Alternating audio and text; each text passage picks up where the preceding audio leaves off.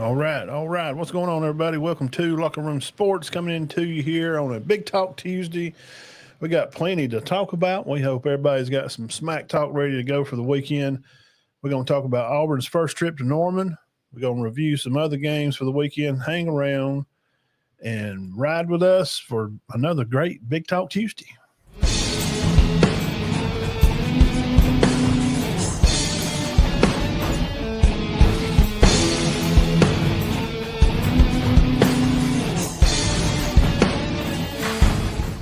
Welcome to Locker Room Sports Talk. All right, live here in the house, ready to bring you another great show episode here from Locker Room Sports. Sunday, big show. Tuesday's big talk. And Thursday's Polish Day podcast as all local teams get ready to go on their way for Friday night. Some of them are playing on Thursday nights. But tonight, we're going to be breaking down Oklahoma, getting kind of a better look at them and the team that they have. Of course, we're going to talk about their quarterback. And, of course, there's some other games on that we would like to go over. But first, it's a big trip for Auburn to make a run out to Oklahoma. And it being the first time going out there, it's a prevalent game. It's going to be on 2:30 on ABC. And it's going to be SEC game of the week. It's going to be a game that they're going to cover because game day is going to be at Florida and Miami game, which is going to be down at Florida. So we're going to hang out and talk about that when we fix this a little bit here. How that? Everybody looking good? All right. Welcome, Ben. What's up, brother? Another one of our top fans, Zachary, YouTube and Facebook, and he's double shotting. Hey, bro, what's going on? We got a big trip, huge trip for Auburn. So let's just get right into it. There ain't no need to hang around. Again, thanks for coming by and hanging out. Hey, and while you're over here, don't forget to just go ahead and hit that old thumbs up button while you're hanging out there. You got the phone in your hand, that little orange, little blue thumbs up, bam. If you're on YouTube, little thumbs up down there, bam. Just hit that. If you're new to the channel, you haven't subscribed, go ahead and subscribe and be a part of this great family that we have here. We also are available on all kind of podcast platforms, iHeartRadio, Spotify. We can find just everywhere. Apple Podcast, people look for us over there too. So Auburn and OU, first time meeting to go out there. This is a huge game it's a bigger game for Auburn than it is for OU. It just is. Because of the lackluster lack of just winning and mobility from Freeze to be able to win these games, man. They've got to be able to take on the challenge. They've got to be able to win a real ranked opponent. This is the first ranked Power 5 team that they're going to play, and it's been a while. And I think the last one they played, well, I guess it'd been the Iron Bowl last year. So, and they just got pushed around, man. And they talk a lot of, junk, and you're supposed to. It's a rivalry game, but about how they were going to run down Milroe, and ain't nobody could, he wasn't going to score on them. There's a lot of talk, and that guy blew up. Tapping on their running back and stuff. It did not fare well. I mean, they won 5 games last year. Well, they got 3 now, so 3 more wins will be an improvement from last year. So what are we looking at? We're going to go through some notes of where OU has some positives and negatives, where Auburn has some positives and negatives. Talk about some injuries, people returning for both teams. These are things that not everybody knows. Auburn fans may know, about their guys coming back and coming off injury, and some guys that may still be hanging around on the injury list. So we need to go through that and prepare you for the game Saturday with Alabama and Georgia both being off. This is going to be the most of the talk for the weekend. It just is. So let's get to know about OU. Javante Barnes is listed as a starting running back. Let's see who they got here. Also the true freshman, Torrey Blaylock. He rushed for 100 yards last week. And the Cal transfer, Jaden Ott, he's another one on the list. And watching Blaylock, true freshman guy, he caught the ball out of the backfield some. He's a smaller kind of guy, under 200 pounds. He moves with the direction of the end zone. Talking about Blaylock. I think he's going to be a problem. He could really be a problem. He's leading the team right now, 5-yard average right now. He's got a long as 25. He scored 3 touchdowns. And, of course, their second best rusher is their quarterback, Mateer. We'll get more into him in a minute. He's right behind like 160 yards rushing with 4 touchdowns. And then the Barnes, he's only right about at 45, 43 yards. So they've kind of just getting their running game going here this past, game or two against Michigan some, and also played Temple last week, which is a cupcake game. But they eat their cupcakes how you're supposed to eat a cupcake. You eat all of it, Zach. Tell them how it goes. You leave no crumbs. There's no doubt about it. Your second and third team should be coming in playing in the game. If not, it's a problem, man. Those games are to let your second team have a pat on the back for saying, thanks for showing up for practice all week. And we're going to let you go out here, QB2, and play with the ones and practice them and be prepared for a game if you have to come in. That's number one on my list. That's a worry for me for Auburn, man. They just can't put these teams down. They just keep fiddling around, and Freddie's got a little conservative there towards the end of the game last week, and, didn't even score. They punted the ball a couple of times. Now, South Alabama didn't sack him as much as Ball State had a few more sacks. I'm not finding fault, man. He's just kind of not showed up this year, And we hear all talk of summer how he's going to be a number 1 pick, and he's got like a sack, or 2. I'm just needing to see more. I need to see more from them. So that's a concern right off the bat. And if we're talking about their running backs, Auburn's running back, Cobb they're running the SEC right now and rushing because that's what they do. They just run the ball. They got a quarterback and Cobb, and they're just going to run the ball. They're not throwing it very much, and that's just the way it's going to be. So I don't know what fans are looking for. I don't know why. And watching him play last year, he got benched because of throwing the ball. Talking about Jackson Arnold, that's just not his style. It's not a knock on him. We're just saying this just is what it is. His style of football. He's a runner that can throw the ball some. That's worrisome because if he gets hurt or something, what I just mentioned, their second team guys, Deuce hadn't taken that many snaps. He played some in the Ball State game, but, man, he should have played the whole second half against South Alabama. These are cupcakes, small. They wouldn't even that's the guys up there wouldn't even that big up front. They were missing 3 guys, I think, on defense. Number 1, their top tackler didn't even play.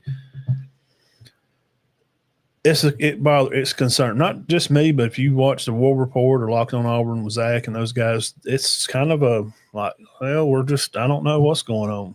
I know what's going on. So running back comparisons, Auburn's definitely the better running team, no doubt about it. Now, OU has played Michigan, which, hadn't been that long removed to win a national championship. They have. They're not that team, okay? They're not that team. And OU had a lot of guys jump out in the portal back the first of the year. They did. And also Auburn had, I think, 23 guys, portal out, or they lost some flips to Georgia and Tennessee. So I want to see how Auburn can run the ball. That's going to be the number 1. I'm going to have a conclusion that to wrap up the actual win and how to win or lose. Talking about the running game there. Check goes to Auburn. It has to. Okay. So wide receiver room wise, and looking at the players and knowing what we know about them, Auburn should definitely have the check mark there. I think Simmons he's going to be back to play, And between Cam, Singleton does have a hip pointer. He was at practice today. So I need to see more. I mean, like there was one game, Cam had like one catch for 30 yards. I mean, he's like 150 yards on the season in 3 games. He should have 300 yards or so, man. I mean, this is a great opportunity for him to go out in these less than teams, throw them the ball a lot, establish a run game, and get your running backs fed some and, 100 yards. But the quarterback Jackson's just taking the game over, and he's just running the ball. He's not distributing the ball for a lot of yards.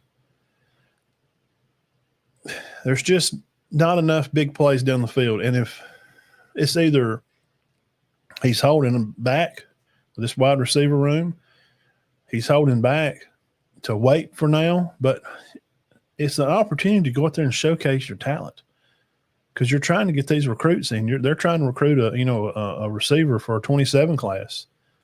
Why does he want to come when you got one receiver that's, they're like both 150, 160 yards.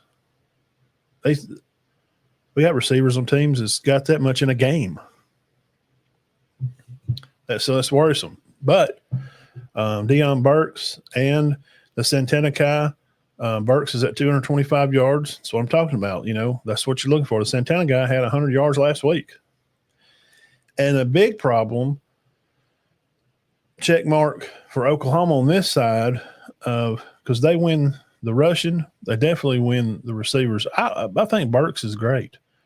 And Santana kid is also very good too. But check mark Auburn for that. But this tight end dude, Jaden Kanak, 245 yards already, he's going to be a problem. And Auburn's linebacker play, I'm just not – Crawford has been their guy. It's not been Falk. And they're going to have had some guys out, and we'll get into injury reports and talk about that. They're going to have to move some guys around. Murray, I think, is going to come in and play some, they said, what Freeze was talking about in his interview. So we're going to may see some different people to try to cover this guy. So you're going to have to see Durkin make some in-game adjustments. We just can't go out there with a game plan when you're not just going to be able to go out there and play man and cover Burks and then try to cover this tight end, this Connect kid. It's just not going to work out. Now, quarterback-wise, left to right check mark. Mateer's 944 on the year with 5 touchdowns. He has thrown 3 picks. One of them coming this past week after he threw for 282 yards. He was 20 for 34. And I know they played Temple, and total yards for the game, they held Temple to like 100 yards for real. Well, I think it was 107. So they did dirt on a cupcake team, how you're supposed to do. No hanging around, no goofing off. Hawkins, their backup guy, which won the job from Arnold last year. They had to come in and take over and win some games. He played some too. So Mateer's almost, hitting 1,000 yards right now. So check mark running backs running the ball is Auburn to me. Tight end room, he's going to be a problem, man. This Connect kid at OU is a problem. He's going to be a big problem for tight end. Receivers, man, you keep wanting to say, that, well, Simmons, Singleton, Cam, they're better. The Freeze 5, that went away. Those guys ain't even there anymore. That was a dream that didn't last long at all. That was just media talk to sell T-shirts. And I knew it was. Those guys are not just completely unproven. I've got to see it, man. They're going to have to turn it on. It's either a lot of talk and there's no show, same as last year and the year before. There's no more time to wait and see for Freeze. It's year 3. Here's a question I had. We'll put this on the peanut gallery, and we'll go there before we go to injuries. Then I'll have game notes, and then I'll have my score prediction and final drive take. Let's put this question over here. I'll put it in the chat just so to make it more fun.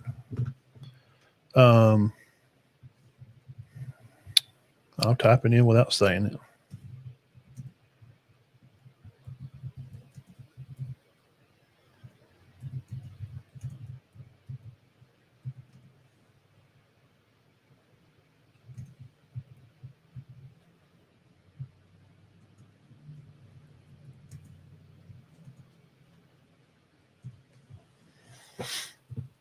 Okay. I don't know if Facebook's having problems with the comments, but if you're watching on Facebook, that's the question. The question is, yeah, that come up. Freeze versus Coach Lee at Vandy. Who's better? These guys have both had, nearly the same kind of ample amount of time to get the job done. And you will never be able to tell me that there's no way that Vanderbilt has a better program or a better option for kids to come to their university. Are you kidding me? Than Auburn. I mean, they've still recruited kids, man. They've still recruited kids. Auburn has had a top 10 class both those first 2 years, and they had to keep all that money. They weren't able to spend the money because they had to keep guys from leaving from this last year's class. That's why Freeze was on the golf course playing. That's why. Because the boosters are like, well, we're not going to give out a bunch more money, bro. You won you won 5 last year.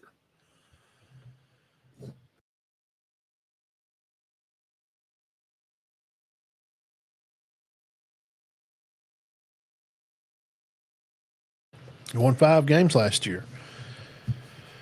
Who's better and why? What's going on here? Okay, why is Lee better then?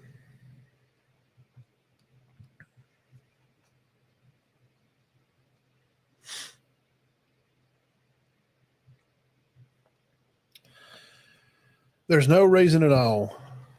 You cannot never sell me the idea that Vanderbilt, they're 500, they're tied in series history. Right? I mean, this year I think they're like 15-15. Why is Coach Lee beating these good ranked teams? Well, they're ranked at least. We find out South Carolina, and I do have power rankings, so don't leave because I do have power rankings for the SEC for this week 3 power rankings. I just can't put my head around it, guys. There's no reason for that. It's harder to get in Vanderbilt, way harder. So this question, it's got to come up this year, man. I mean, Vandy beat Alabama last year.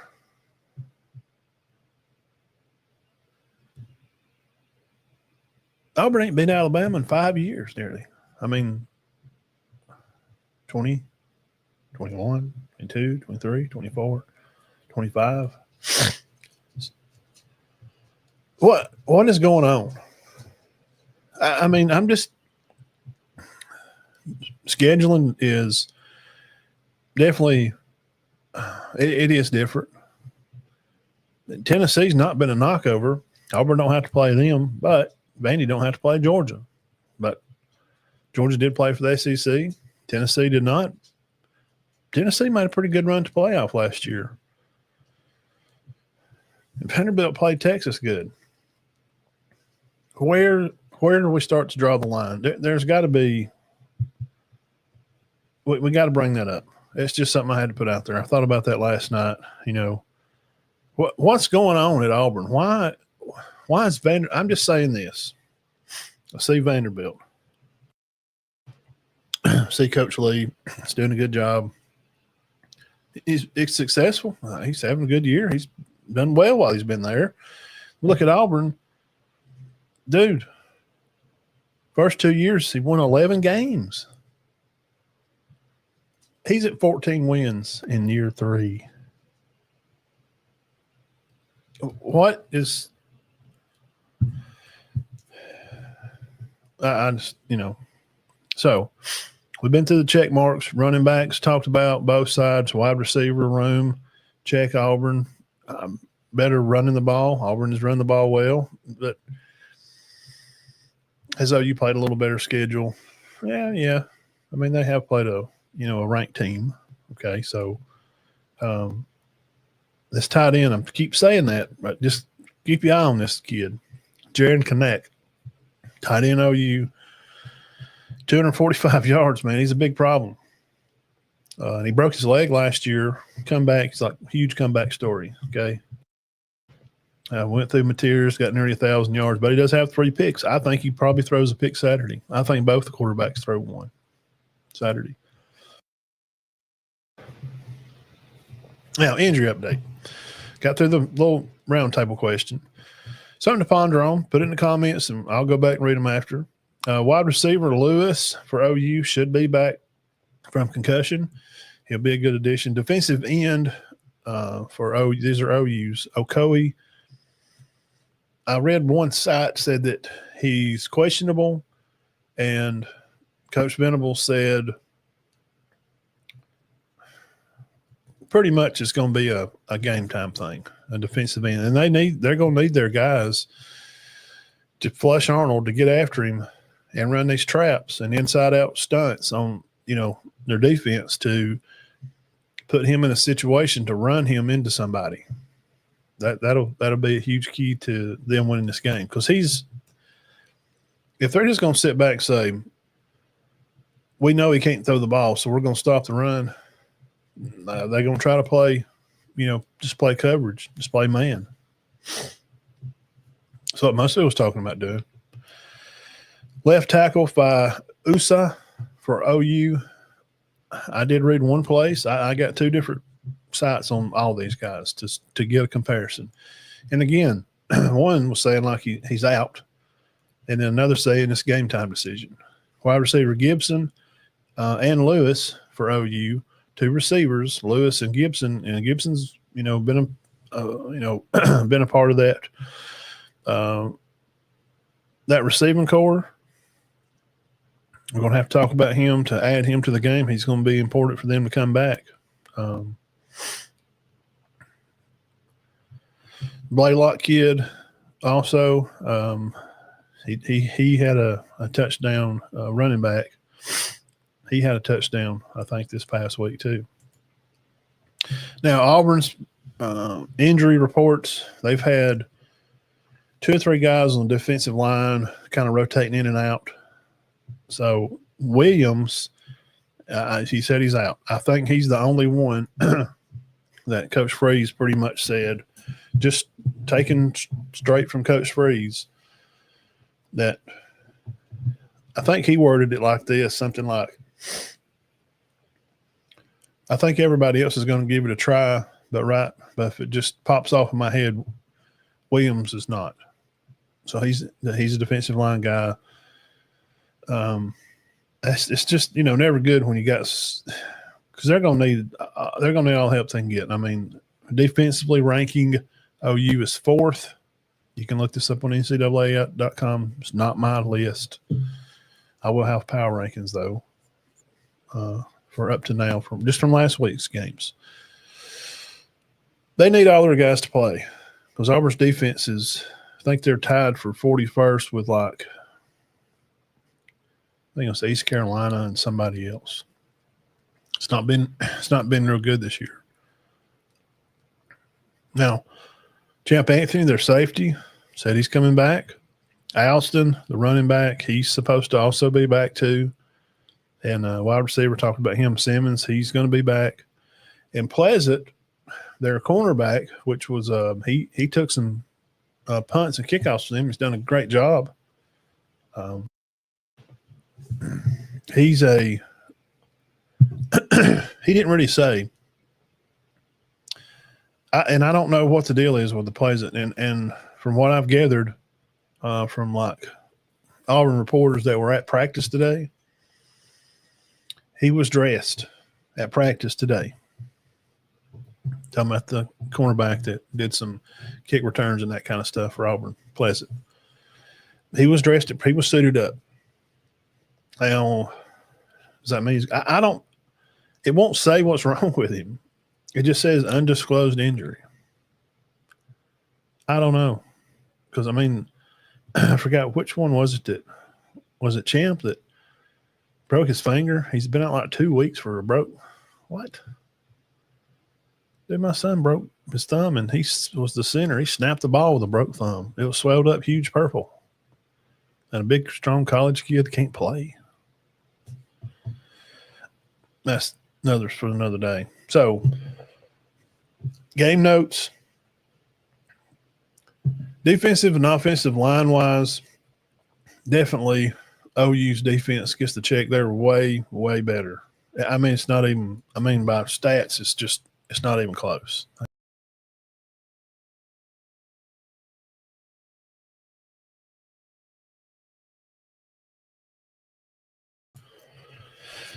I mean, 40th to 4th that's a big gap. We're not talking close gaps. Okay. So defensively, OU's got the advantage. Now, offensively, the offensive line, I've seen OU play Michigan. I thought they'd done a good job. I've watched Auburn play Baylor most all that game, and then I watched a lot of the South Alabama game. Some highlights from Ball State. Both teams could use some fixing for offensive line. So you just kind of base it this way. Which quarterback do you like better? Who do you think is better? Who do you think can carry their team to win the game? Who has been, more prominent at the position in just overall ability at playing the position? Well, Mateer's been up, he's talked about him for like Heisman talk stuff, and Jackson's not. He's just not a passing guy. It's just not his thing, man. But that's okay, because I think they can win a lot of games, at least 3 more, with him just be able to run the ball and throw it some and throw these little mid-level passes, catches guys open in the middle of the field, run some RPO stuff, throw to his backs and screens, run bubbles, run draws, and some of it, like the Ball State game I saw or Baylor game, he's trying to avoid from getting sacked, and he can run around and get back to the line of scrimmage or pick up 5 yards. That's great. That's going to work out. But like I said, after game 1, how long is that going to work? So offensively, I have to check Oklahoma because I think Mateer's better. Defensively, you can go to NCAA.com and just look. And that's just, I know but they got more yards rushing, and I like their running back. I just said that their running backs are better. Yeah. But overall, as a whole, of course, I'm gonna go by the quarterback, and I'm gonna take Mateer over Arnold. I think most media people would. Now, lastly, to beat Oklahoma, Auburn needs to win the turnover battle. At some point, they're gonna constantly need to be ripping at the ball. I hope they're working line rip drills this week with their D-line guys. I hope they're doing that. Of course, control the line of scrimmage because the games are won up front, because the Oklahoma defense they've been dominant. I mean, well, Matt, they've, played, Temple and these other teams, they played Michigan. I mean, I know they've played some poo-poo teams, but they're beating poo-poo teams like they're supposed to. Illinois State's got a field goal. Michigan scored 13, and Temple, dude, Temple had 100 yards for the day on everything. So you're seeing them dominate these teams, not 35 to, 13s or, 40 to 20, or they're not letting these guys hang around.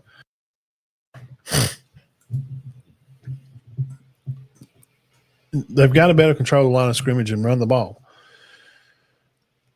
Cobb's not going to be the one to be able to hit 1 and 2 gaps to tear up in there and get a bunch of yards.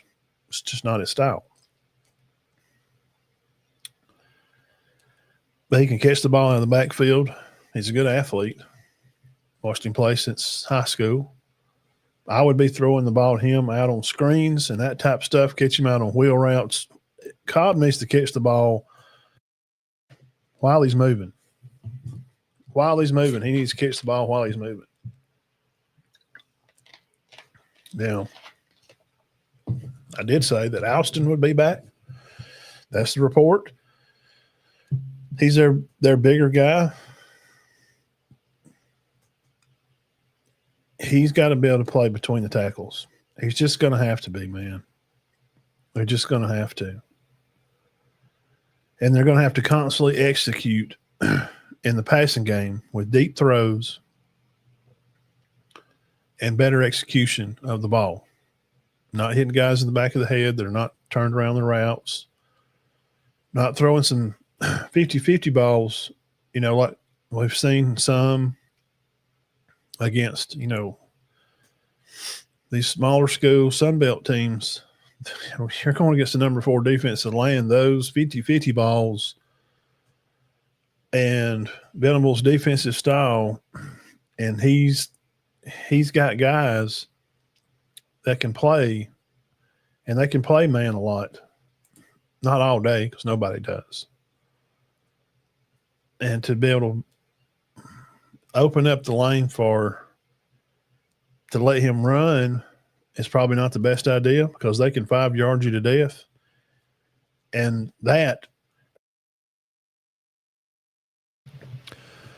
is where Auburn will be successful, will be the 5-yard dink and dunk, the runs here, the little draws, screens, throw things out on the edge to soften the middle up, to let Alston cut it up in the middle, and just hope that your line can get up there and crawl that second level, find a linebacker, get your butt to the ball, get your strong arm side up, and turn a guy in there and let Alston get up the field and make 15, 20-yard runs.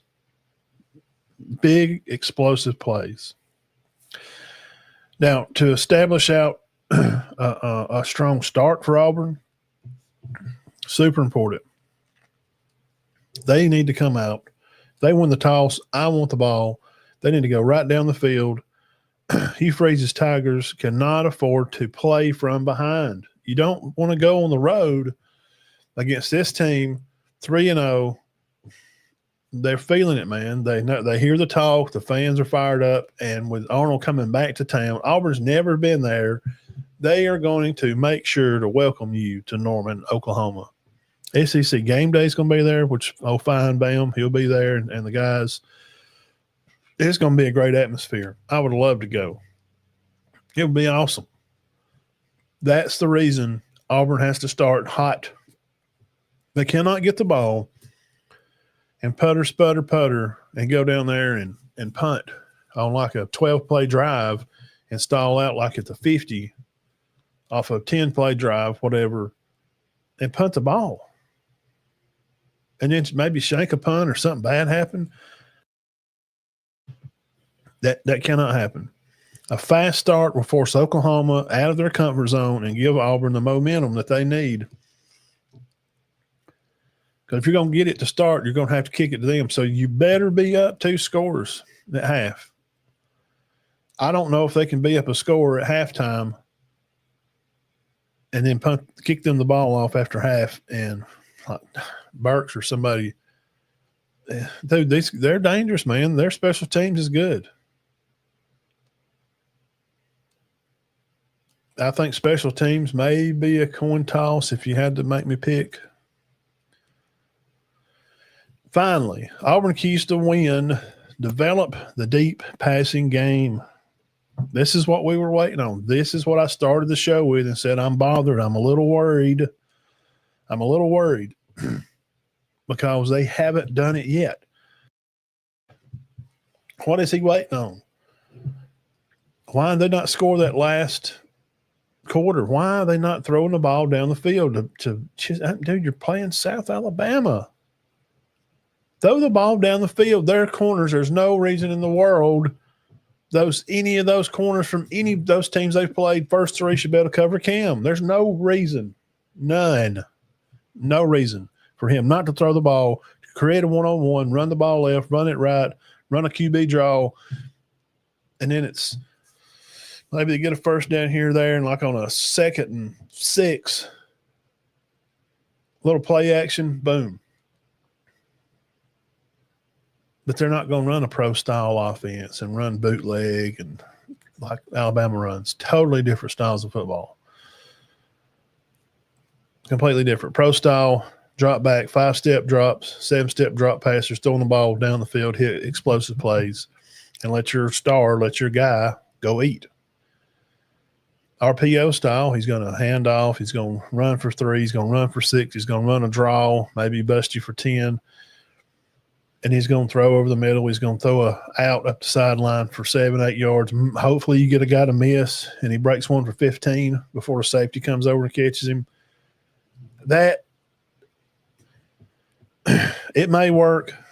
I just don't see that being I don't think you can do that for the game. It has to be a part of it because it's the fingerprint of Freeze. That's his style of football. That's why they're leading in rushing. They're just going to kind of run the ball and not throw it a whole lot. Develop the deep passing game. Auburn must be more aggressive and consistent in throwing the ball down the field for 20-plus yard plays and explosive plays to exploit the mismatches from the DBs on their wide receivers. Auburn's going to have a 400-yard game. They're going to need 400 yards of offense to win this game. Okay? So, and basically the last 3 parts to it is just these 3 keys that can go to any football game, I guess. Who handles the stress of the game?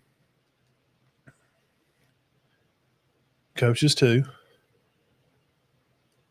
Venables has been in a lot of big-time games, man. His staff has been in a lot of big games. Remember, this guy's a champ. You know, he was Clemson, won natties over there. Okay. He knows about playing in big games. Being able to adjust is key.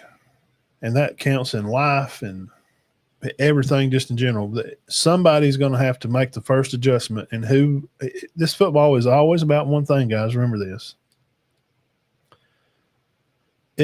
Everybody's going to adjust, but who's going to adjust first? And who's going to adjust correctly? Adjusted first may not be right. You may adjust and it ain't right. So who's going to correctly adjust first? That's on the staff.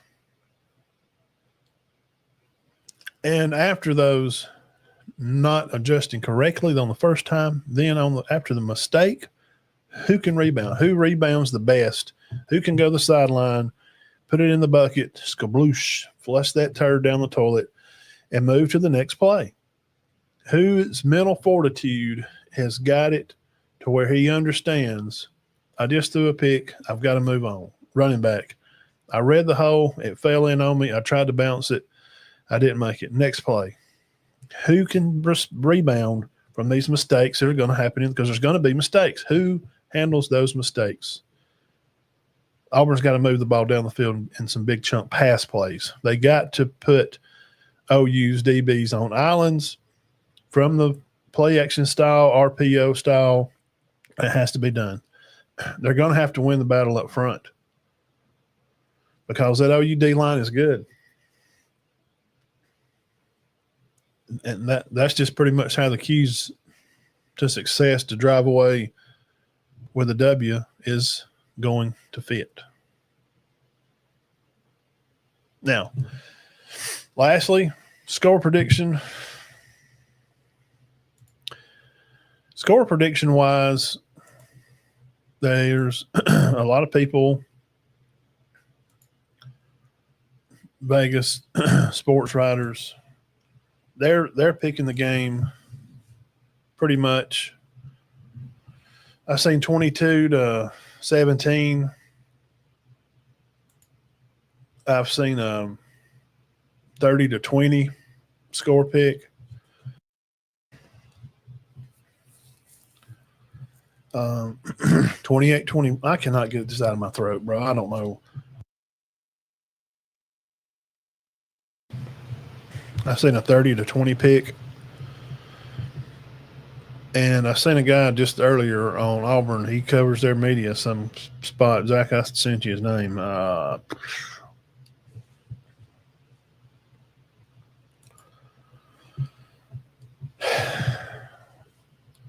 Most people have it by between 7 or 10.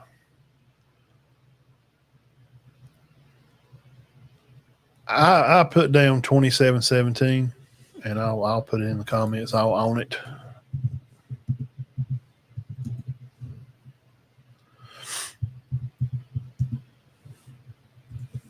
(27-17). That's my take. Now Auburn could. They may get another score there late or something. They may fog up on something, and I got a feeling Mateer's going to turn the ball over, and that may be Auburn may get a field goal out of that later in the game, so it may be like a 27-20. I don't think either team scores over 30. And I'm not sure that Auburn can score 28 on this defense. I just hadn't seen anything from them as this year that looks like he can push the ball and have explosive plays up the field. The receiver that come in that's the holy grail at Auburn, they're Julio Jones, Cam Coleman. Last year, not much, nothing. Had a few. His last games were okay. He had a catch again in the Iron Bowl. I think he caught one touchdown. It's just been – I don't know what's going on. So all I can do is the question I asked earlier about between Freeze and Lee, why is there such a difference? Why is there separation from the coaches? It's got to be the coaches. If Auburn loses this game, I think, honestly – I think Auburn's players line up pretty well against these guys. I mean, if you just want to go match up, like if you're putting them on Xbox and going, okay, this guy's 82, here's an 87, this guy's an 85, here's an 84. I think there's probably a lot of low-grade 80s, mid-higher grade 70s on probably some linemen. OU's defense, maybe some 80 guys, where Auburn's defensive linemen, probably some 78, 79. There's not a huge ton of difference. A huge gap. Honestly, there's kind of not all in college football. You know what I'm saying? There's just not. So 27-17. Auburn may come and get them. They may get another score later. They've got to score first. Is there a chance they can win? Absolutely. This game's played on the turf, not on paper. And you know what I know. I mean, I only missed 2 games this whole weekend. I missed Tennessee and South Florida. I thought South Florida making run with Miami. That was wrong. They were just hyped, and Florida got overwhelmed. So that's that. Let's hit the peanut gallery again, see what we got going on. Jackson going back to Norman, he says, how will he respond to the fact that he used to suit up for the other team? I know, man. That's a good question. I don't care who you are. You can be a super mental tough guy like the big Marine dude that does a podcast on YouTube, that encourages everybody to do stuff, and you can be that guy. But kind of feeling like you got to have a little get back. It either does 2 things. And I've seen this, and I'm going to speak from experience in doing things of this matter. Maybe not in sports, but just a get back. you're focused so much on the get back that you forget what you need to do to complete the get back. You get lost and you get carried over, and you get focused in on the big picture of the get back, when in all actuality, the real philosophy of football, and sit down there, get you a nice little drink, get you a bite of popcorn, lean up real close. In all actuality, man, it's about winning each play. And that get back juice kind of makes you want to see it from a macro level. When football, you have to see it from a super micro level. You got to win each play at a time. And I think some of that get back, like Zach's saying, how is he going to respond to that? How's Jackson going to feel coming back there? Because they literally flushed him. He lost his job, man, period. He got benched in the middle of the season, pretty much. Now, Bama defensively had no answers, really. He scrambled around for 150 yards, and it should have been enough to beat them. But offensively, they had no answer. Anemic offense. That's why they lost the game. So things of like that, like, I won that game, and, maybe, Freeze has been telling me stuff, and he feels confident, right now, and he's 3-0, man. I'm okay. Is he having I don't know the kid. None of us know him. How is he going to respond to going back out there? Yeah, offensive line, man,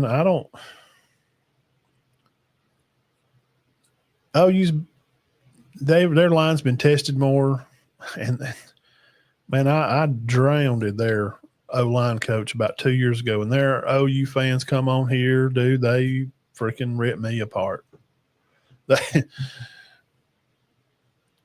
I said one of their linemen's name wrong.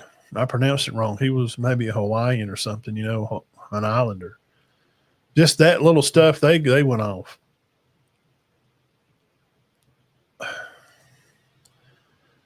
Auburn's O-line hadn't really had to push against any type of defense. From Ball State to South Alabama, you should be able to just pancake those guys like every play. You should score 50 in both of those games. So OU's is definitely better. It just is. It is.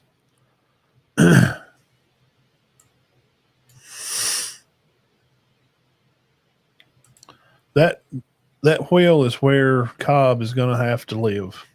They're going to have to throw it to him out there and let Alston bang the middle and throw to him out there. That's just the style, man. That's just what it is. I'm not being ugly.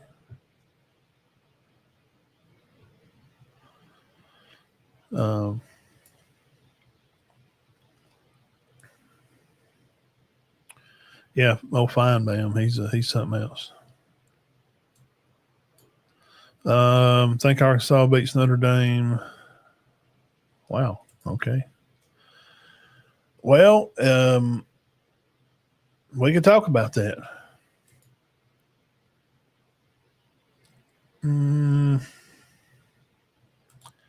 How does Notre Dame do the rest of the season? Well, let's talk about that. That's kind of our take on Auburn. Broke it down, give a good 30-minute razzle-dazzle on them. So let's get over here into a few other games. That's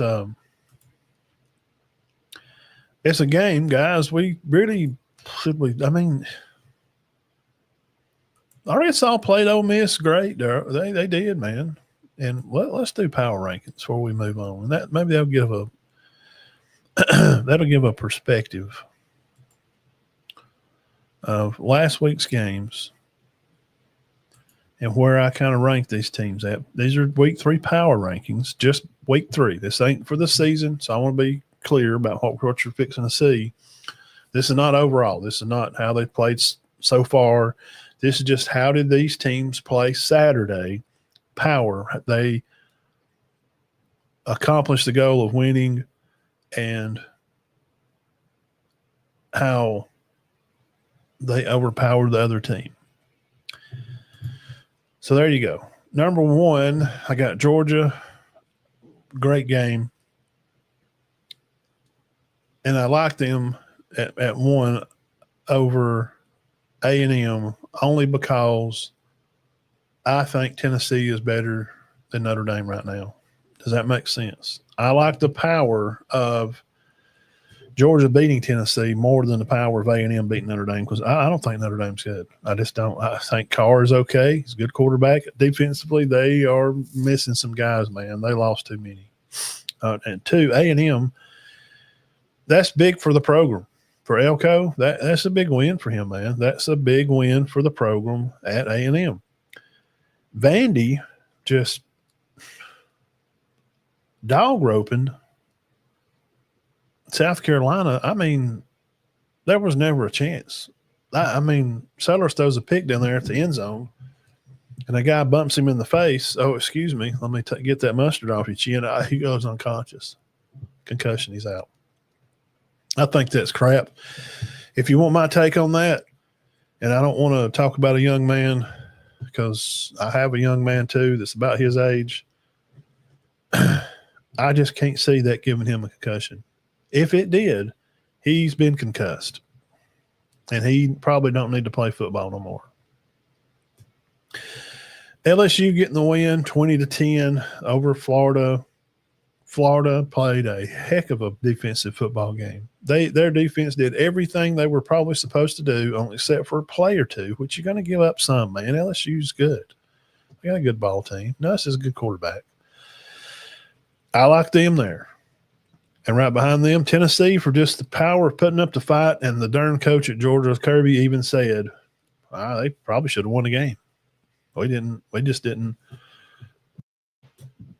We didn't do things right. And I got Bama on there behind Tennessee, line in the middle.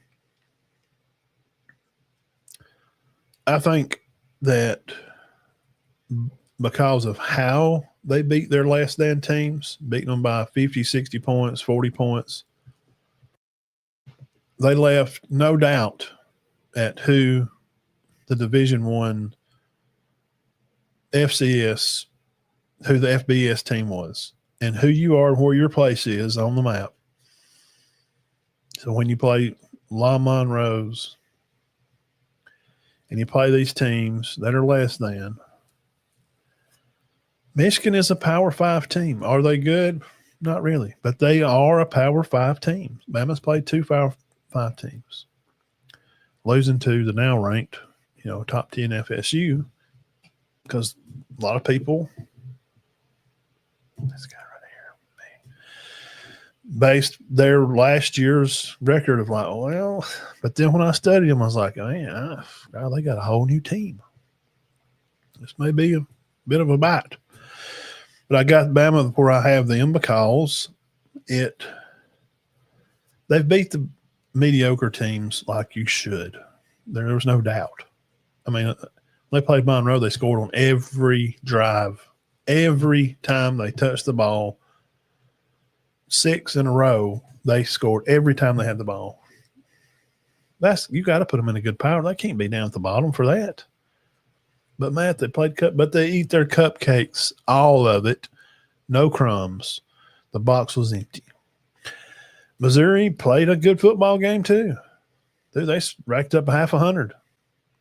This quarterback, Ballou, Mizzou and Vandy and A&M may be the hottest teams in the SEC right now.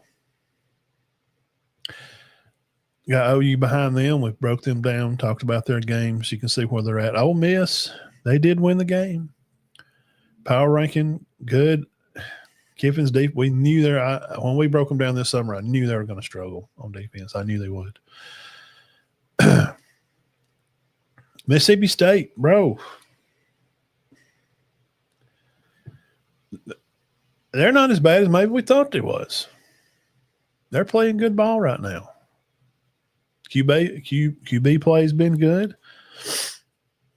You got Fluff over there running the football and doing his thing. Played over here at Aniana. I think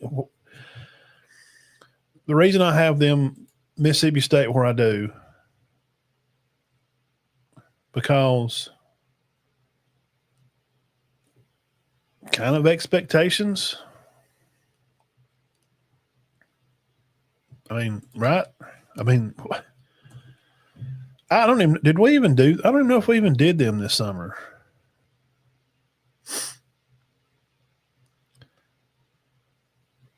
They beat Big 12, Arizona State. This is a big smoking program. They're supposed to be, whatever, and be pretty good again this year. We've seen what happened.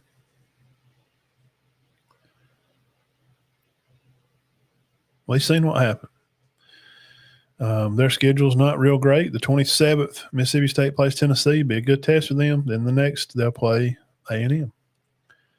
But, Shaping, they're doing okay, man. They're ticking right along there.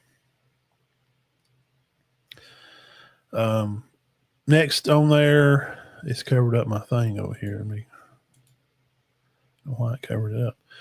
After Mississippi State, I got Texas. Oh, man, I don't know why we pumped Arch. I didn't. I had him as a 4-star. He played at a smaller school, come out of high school. He played at a private school down in Louisiana. If you go watch his huddle film, you can see why I thought he's okay. And I think he's going to be okay, and they'll win some games, but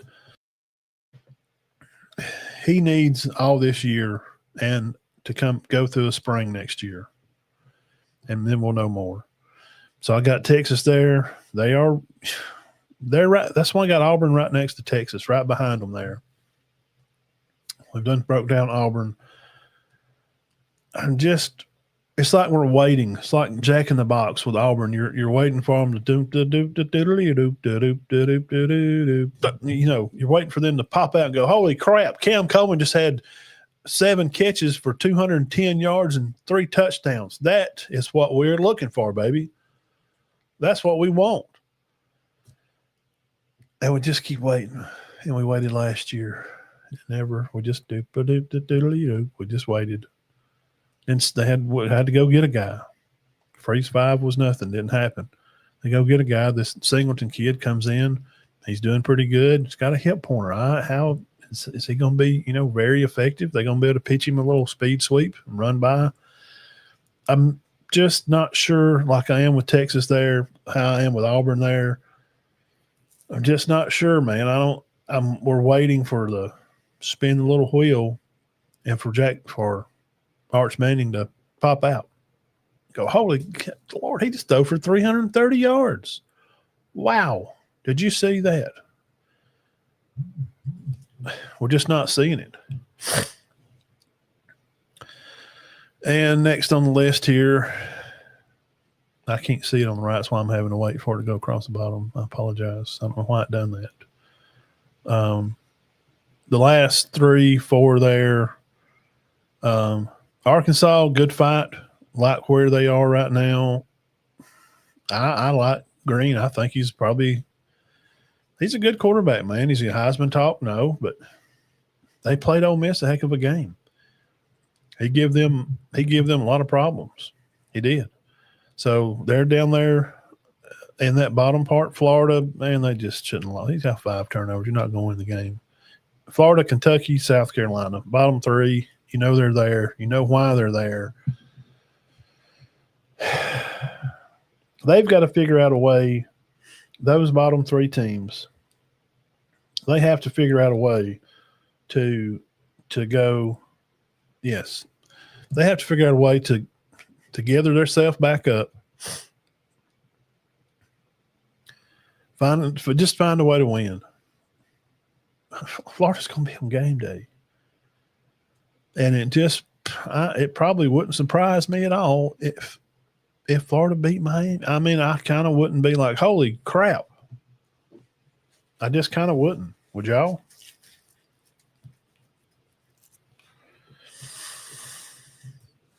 Kentucky, dude, quarterback's 32 years old, man.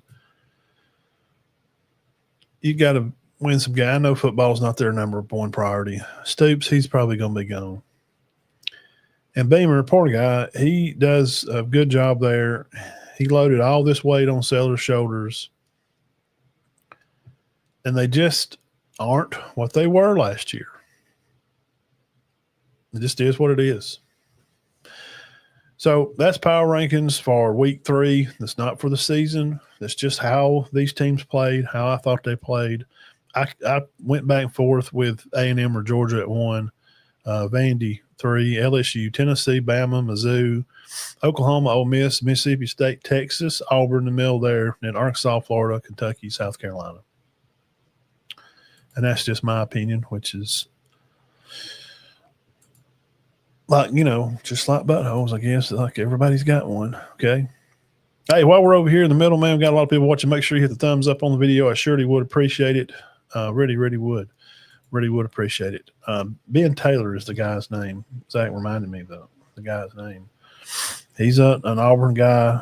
I think he's at AUSC7EN on Twitter.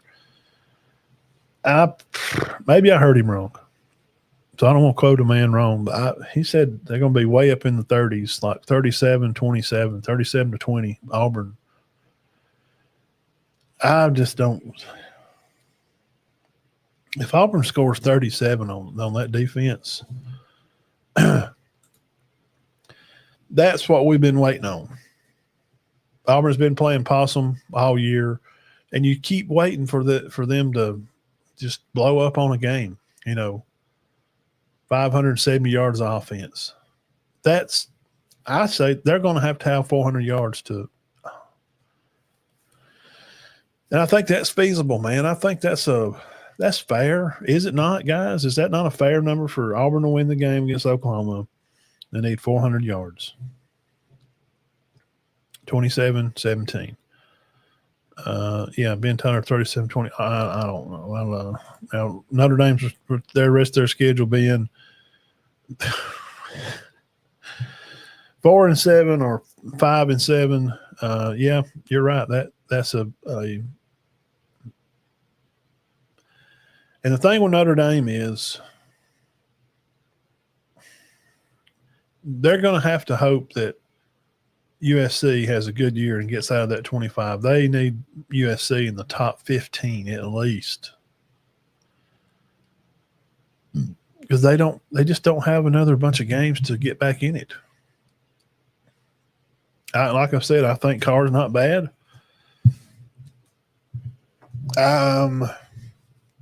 They're just not the defensive team they was. They're just teams can't be teams every year. This Nick Saban spoiled college football for everybody. You think these teams are going these runs again and have just go in there and win it, have back-to-back years or win it, 2 times in 3 years. College football, and I'll probably say this now, and I'm sure you'll hear it again, it's going to be more like pro football. It's no salary cap, guys being able to move around and just go wherever they want to go. That's exactly what it is. That's exactly what it is. And it's just made things different. Let's look at that. Let's see here. Notre Dame, and have they even got that game on here? They might not even have it on here. They don't. It's not even on the ESPN list. I don't mind talking about it. If y'all are bringing up comments, I don't mind at all talking about it. So we'll go right here and we'll type in Notre Dame.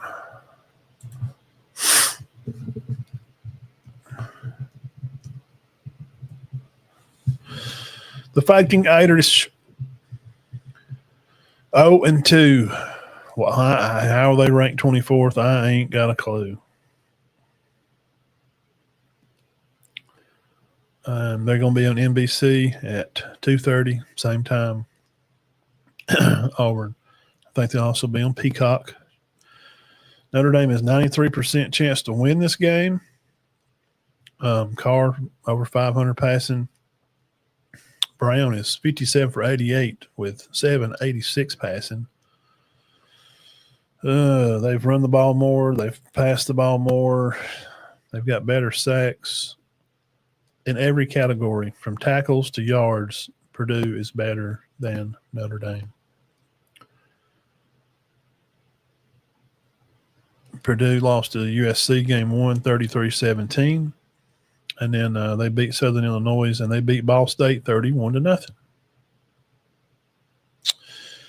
So they shut out Ball State, which is how you're supposed to eat a cupcake, guys. We're gonna have to talk about that. I guess people need to know. I know Auburn beat them, scored a little more, but they did let them score. So it just is what it is. And Ben's going through the schedule there. 93% chance for Notre Dame to beat Purdue.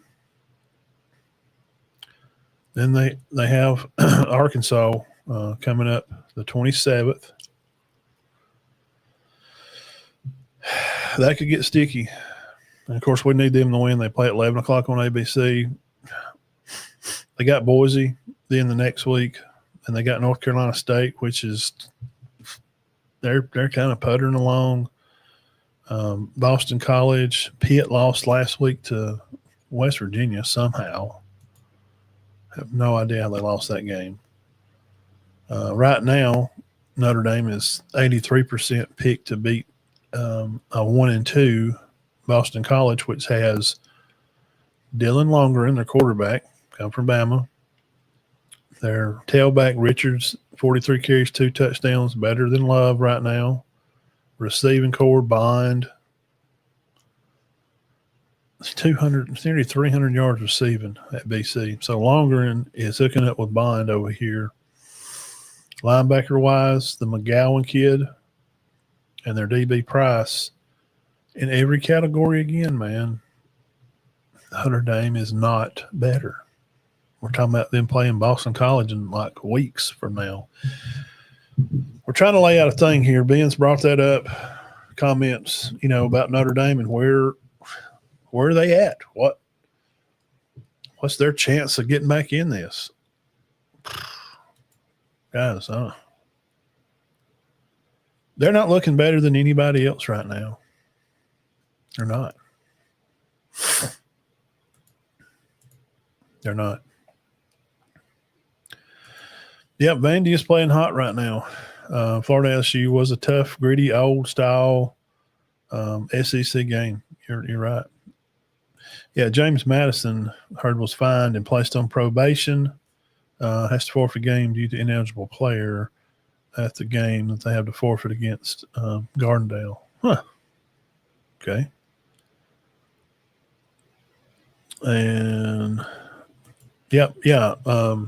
Fluff's 16th in the ACC, so shout out Bothell up there in Aniana. Clap it up for him. Congrats to him. Hard-working young guy. He is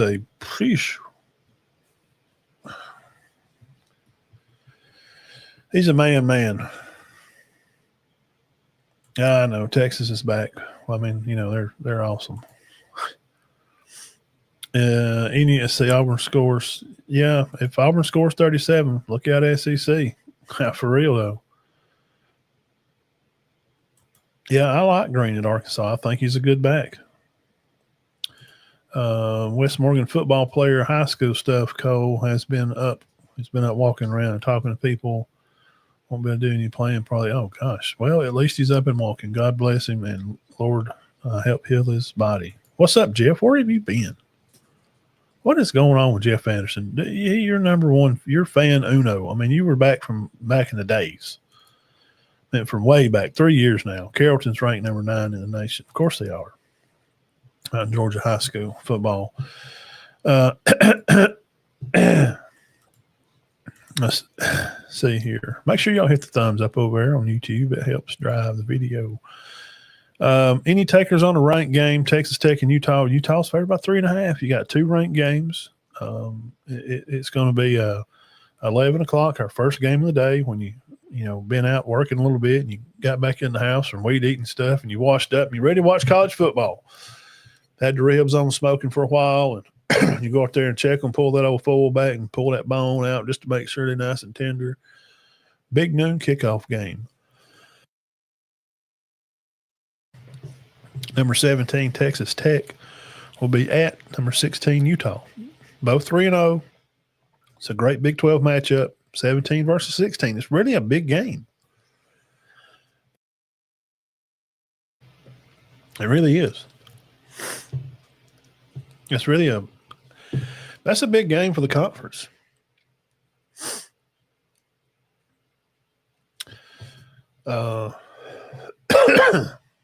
Struggling. Sinus is killing me.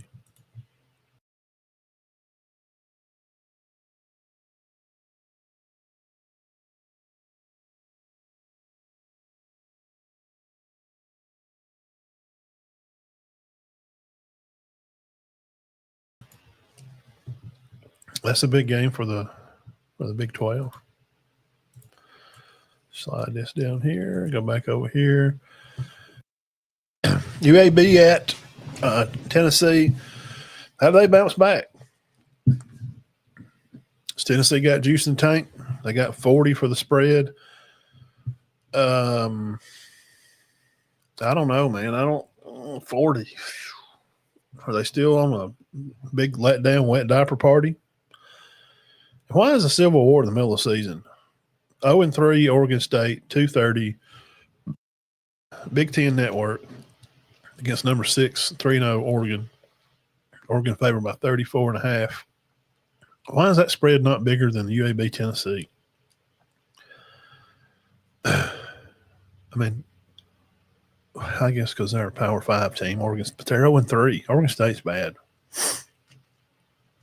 Florida State, Kent State, 44.5 points. Let's talk about Florida State. They're not getting any love for beating the Tide. 33-31-17 was final over there. They score 77 the next week. Now they're ready to play Kent State. 2:30 on the ACC network. Then they'll have Virginia. Then we're going to get into some Miami. 1st of October. Then they'll have Pitt, terrible Stanford team, a bad Wake Forest, a mediocre Clemson, a VTech team that's fired their coach. Probably he's gone. And then North Carolina State at there and then at Florida, of course, to end the season. So Florida State could go 1, 2, 3, 4, 5, 6, 7, 8, 9. Florida State could win 9 or 10 games this year, guys. Let's just be honest. I mean, right now over here in the conference, I know this is weird, so I'm not reading this wrong. I know it kind of sounds crazy, but the ACC leading conference standings right now is Georgia Tech at 3-0, NC State 3-0. So that's cool. Now number 3 and 4 in the conference is Stanford and Cal. Cal's 3-0 overall. Ain't played a conference game yet. But your first 3 are Tech, North Carolina State, and Stanford. It's third because they're 1-0 in the conference. Then you got Miami coming in behind them, which they're fixing to get into play. Florida State behind them at 2-0, and then Louisville, North Carolina, Pitt. SMU, blah, blah, blah. VTech, Wake, BC. Clemson last, 0-1 and 1-2 in the conference. Who would have ever thunk it? Can Florida State win 10 games this year? That may be a topic for a Wild Wednesday show or something. Could they? Here's a game not getting a lot of talk. Ole Miss is favored by 61.5. Another 2:30 ESPN game. They're playing Tulane. Now, I know Tulane is, they're second over there in the American Conference, the Big Green Wave. They beat Northwestern 23-3, like you're supposed to. They played a close game with South Alabama, 33-31, and they beat Duke 34-27. Schedule looks pretty okay. They're like 4th over there in the American standings over there.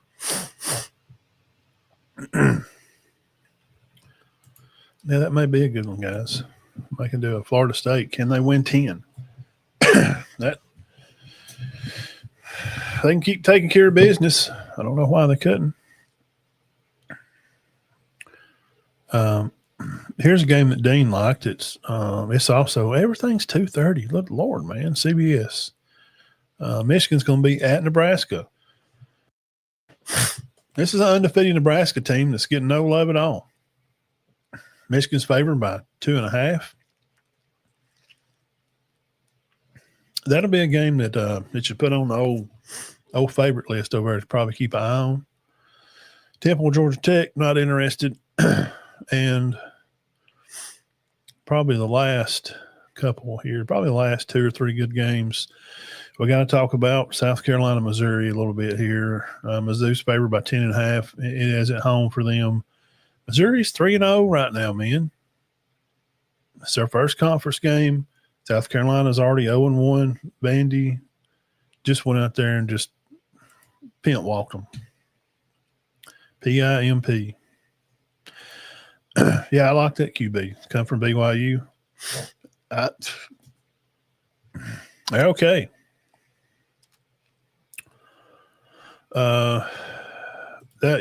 Who's VTech? I don't know, man. Who do you go get? I mean, who do you get? Think Nebraska beats Michigan?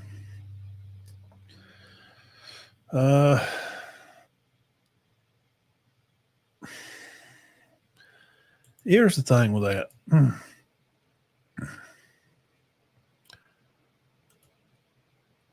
What's the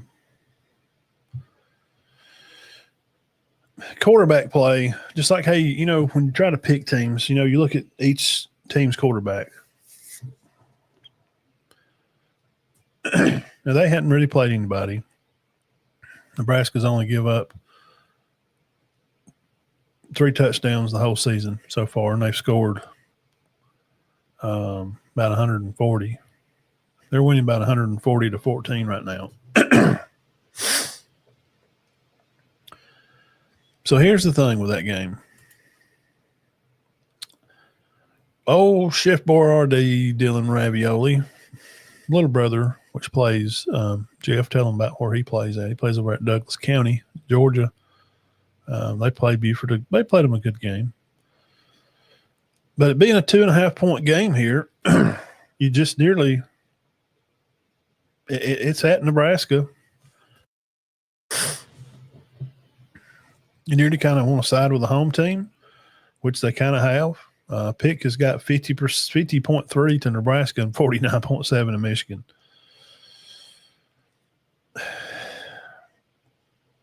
Click on Dylan Ravioli. Yeah, he's thrown 8 touchdowns. He's nearly thrown 100 passes, guys. He already thrown 100 passes. He's over 800 yards passing, 8 touchdowns. His QBR is 82.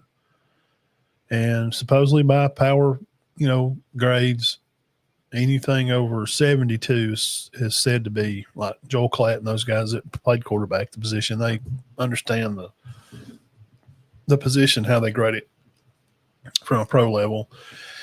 72 or better is a good grade for your QBR. And Raiola is 15th right now. His RTG's 179. That's good, man. It is. Now, last year, he threw for almost 3,000 yards. He did throw 11 picks. I threw a bunch of picks last year. But we're going to give him benefit of a doubt. He's 8-0 right now in touchdowns to picks. He's getting the job done. So this is going to be a quarterback game. It's going to be a quarterback game. So how do we feel about Underwood? He's thrown 80 passes, 2 touchdowns, and 1 pick. We covered him back early in the year. His QBR is 75.8. 7, which is good. It's on the line, but it's good. We're trying to figure out who's going to win Michigan, Nebraska. I'm just giving you a rough idea, making a case. Pick who you want. He's thrown for almost 200 yards in every game. Oklahoma, that defense put the smudge on him a little bit. Rushing wise, he ain't had a lot of rushing. He had over 100, against that Central Michigan team, like he should. But 80 passes, 80 passes for 2 touchdowns for Underwood at Michigan. Now, when you look at him, you think, holy crap, this guy is a superstar. You think, wow, he's a super football player, no doubt. So how is that going to turn out? I don't know. Talked about Florida, Miami a little bit. Probably lastly, that's really about all the interesting games on.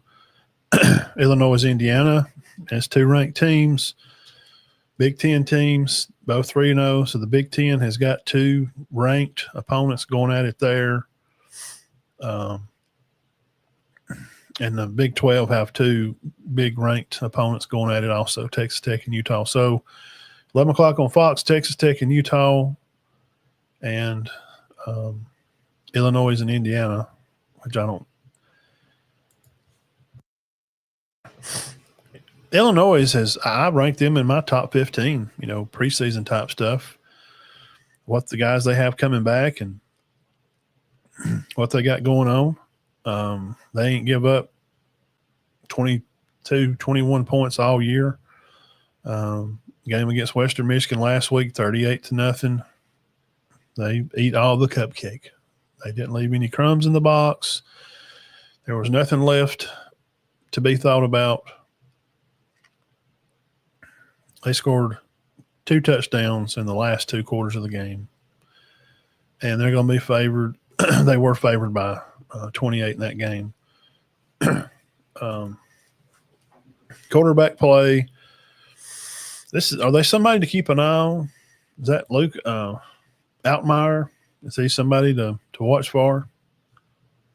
I don't know.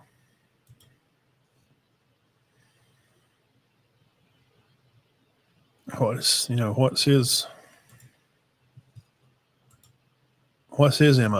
What's his story? 700 yards passing, 8 touchdowns, no picks, 76 QBR. That's right there on that line. Senior guy, Starkville, Mississippi. He, he could get it done. Is there any chance for them? He come in, he studied at Ole Miss. He played behind Jackson Dart. I remember watching him play. 6'2", 200-pound senior. But when Simmons when he come over, I guess he felt a little threatened, like, hey, I'm the senior guy, and he didn't want to play behind him. And then Ole Miss wound up with this other kid, their backup kid. Good Lord, you talk about somebody ain't nobody talked about. That's somebody worth talking about.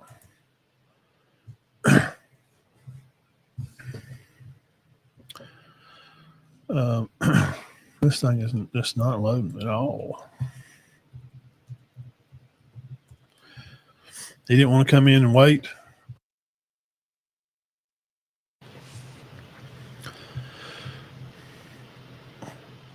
He didn't want to come in and wait. He didn't want to have to wait in behind. They're hanging on. They're 3-0. Ole Miss is 2-0 in the SEC. You got to give respect where it's due. I don't think Lane has the team that he has had. And Simmons, he tried to come in and play a little bit, but this Chambliss kid, he's from up north, played up at Green Rapids area. He's a senior kid. transferred in, 412 yards, 2 touchdowns.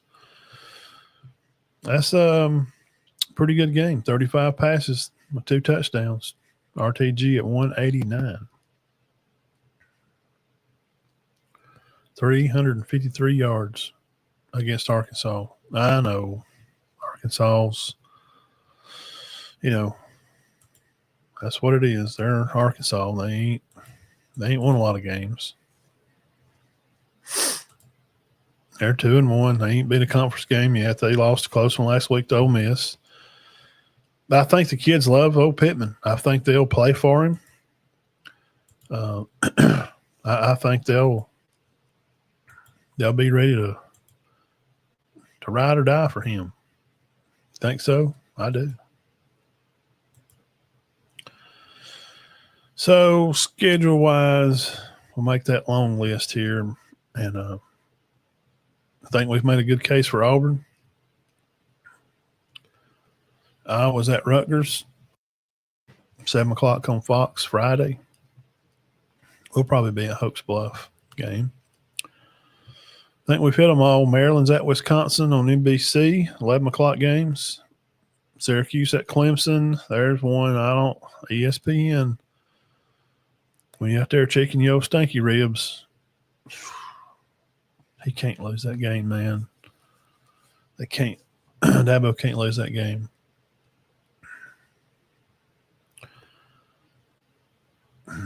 Is this a game? I just can't get it together. So I apologize. My allergies just.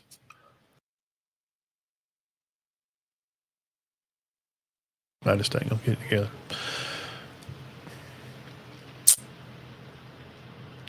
What? How did we forget this one, guys? Guys, South Carolina is that's South Carolina State. I was fixing to say how did we South Carolina State's in South Florida. I don't think we've missed any that probably matters. Nobody cares about James Madison at Liberty. Troy's at Buffalo for your local state people here in state and Troy grads. Northern Illinois at Mississippi State on SEC Network. Well, there's your SEC Network game you can watch. And we talked about South Carolina at Missouri at 6, ESPN. Hey, look at my JSU, my Gamecocks. BYU at Eastern Carolina. Texas will host Sam Houston.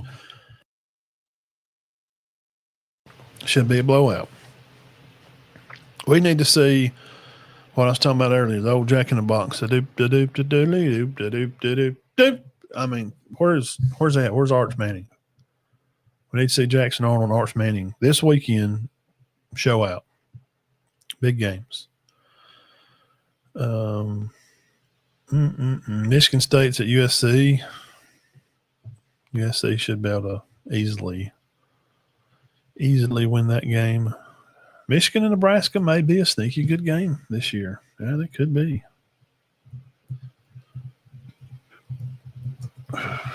Jacksonville State.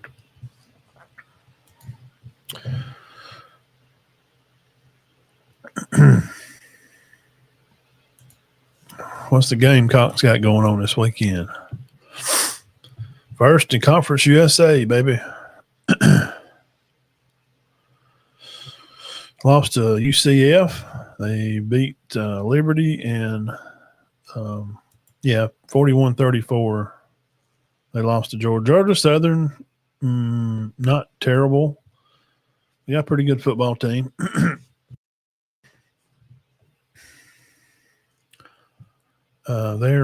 Let's see the roster here. I'll check out some of these rosters for them. We have some guys around here in the area that has played there. Running backs.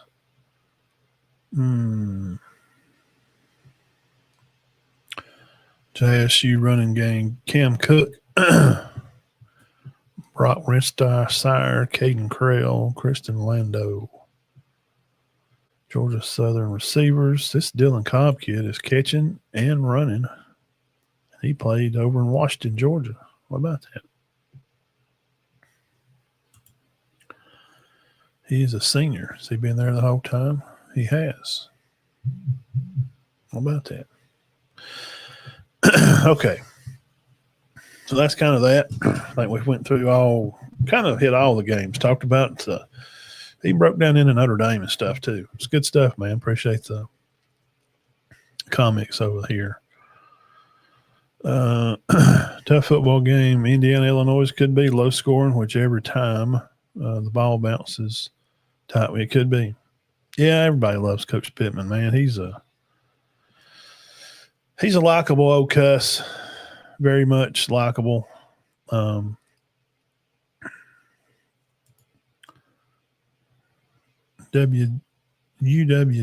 is 22nd in FCS poll.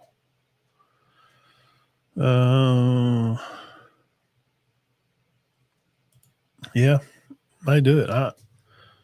Sam Houston shouldn't. Because they're usually good. They're usually a little better. Okay, they are. They're usually a little better than what they are this year. So, all right, guys, we got in an hour and a half. Talked about a lot of stuff. Let's get the notes over here. Make sure I didn't miss anything. 2:30 ABC. First trip for the Auburn Tigers over to Norman. And who would have ever thought all these years ago that it would be an SEC matchup? Oklahoma, glad to have them here, especially for softball. Boys basketball, yeah, okay sometimes.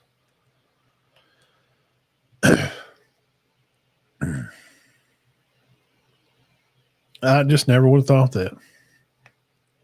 I mean, let's be honest. Who would have ever thought that Oklahoma and Texas would – Oklahoma and Texas is in the SEC. Yeah. Nobody thinking that. Nobody at all.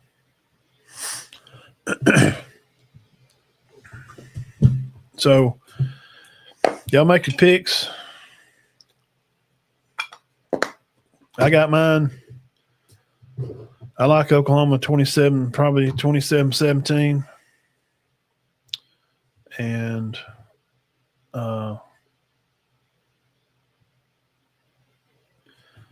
that's kind of that. Here's some final key player ideas. Keep an eye on Crawford for Auburn. I want to see how Alston runs the ball between the tackles. I want to see how Freeze lines these plays up to throw the ball down the field for Arnold to be able to take some shots. I want to see how that goes.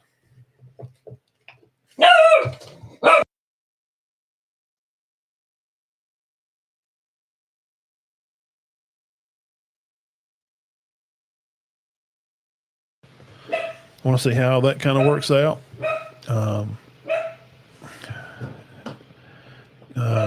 Tight end Canick for Oklahoma. He's a guy you're definitely going to want to watch. Is the wide receiver Lewis at OU? Is he going to be, is he going to be different? Is he going to be somebody that can come in and help out? I mean, they said he should be back from a concussion. Their right defensive end guy, maybe played, maybe not. Left tackle for OU, I read he's going to be out. How important is having Champ Anthony back? It should be pretty big. I mean, he's going to have to really step up and play because he hadn't played in a little bit.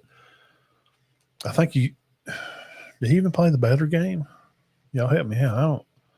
This may be his first game back and getting into game speed.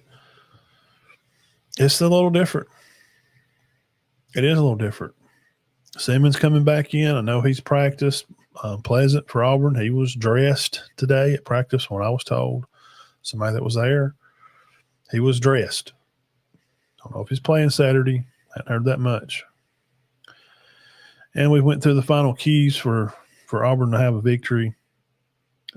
win the battle up front, have some big plays down the field, and the coaches got to be able to adjust and just, and be able to bounce back from their mistakes. And who handles that stress, man? Like Zach said, how does Arnold play welcoming the team that he went to after he didn't leave on his own, dude. He's cut from this team. He was done. They're done with him. Mateer comes in where'd he come from? Washington State. Hawkins stayed. They liked him. A lot of it's going to just depend on how he acts and if he can flush this stuff and block out the noise. And I have no idea about this young man's mental fortitude, so I'm not going to comment on it because I don't want to be personal. We're just kind of picking a game by how we've seen him play and what we know. That's all we can go by. And I just can't see Auburn's defense being good enough to really be a huge menace to Mateer. Does that make sense? I just can't.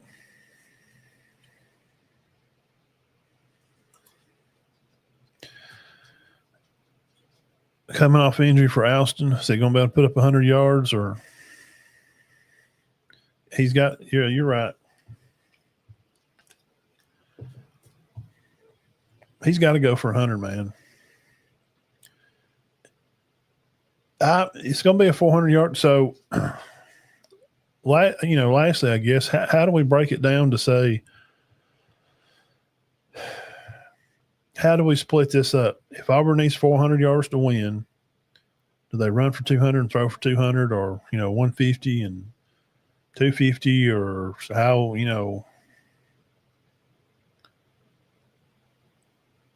I don't know, man. I just – we'll find out which one's tater water or not.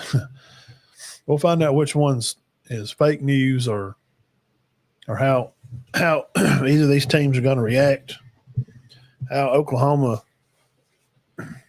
and how they – it's pressure on them too, man. I mean, think about it this way. It's pressure on them to know that they let this guy go. What if, Arnold goes out there and plays well? We got to look at both sides of it. What if he goes out there and does good? That's got to be on the coaches, on Venables and them, offensive coach, quarterback coach.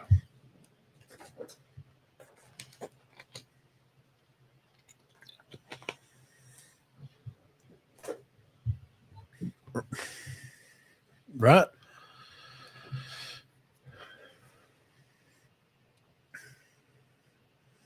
Because just as well as we're basing Auburn's having a 40th ranked defense, it's just based on sort of as well as Oklahoma having a 4th ranked defense. Right? I don't know. They played Michigan, but how good is Michigan really? We're basing off yards per game and yards per rush and yards per pass and red zone percentages and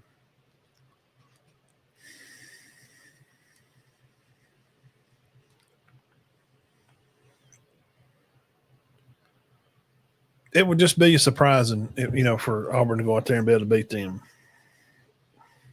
We just ain't seen it. We just keep waiting for it to happen. We keep waiting for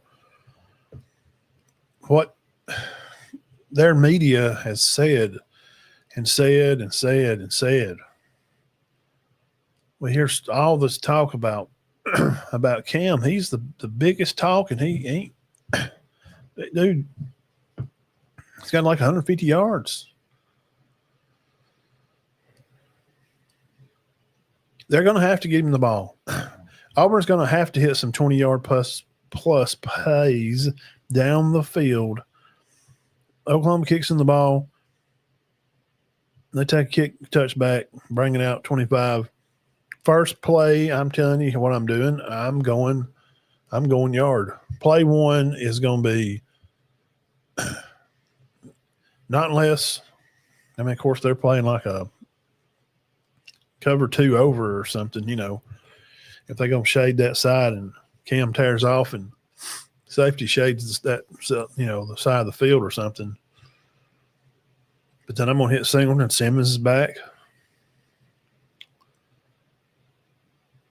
But do you understand why there's not been a lot of 20-yard plus plays? You know how long it takes for a receiver to run 20 yards? I don't know, 2.5 seconds, 1,000, 2 1,000. Let it go.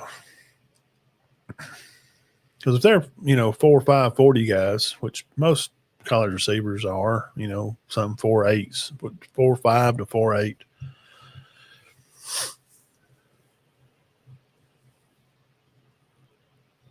It's going to take that time for the line to block. Auburn's offensive line's got to block for a period of time to let Auburn get out there and let him see up the field and make a play. I just don't know if you can see those kind of plays because it's just not his style. I mean, it's just not what you're going to see a lot of. But it's going to have – if they're going to play in this league and win the conference games, he's going to have to win because this week is the same time last year when it all went downhill.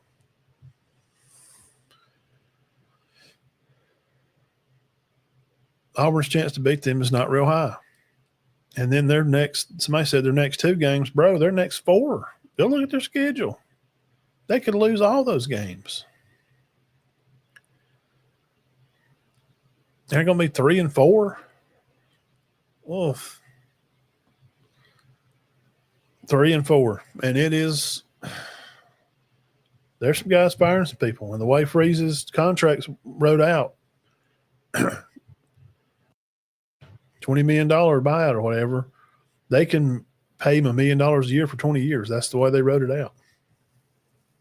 Because of his past and what had happened, they just gave him a chance to get back in the league. And the Boosters have bought him some players for 2 years now.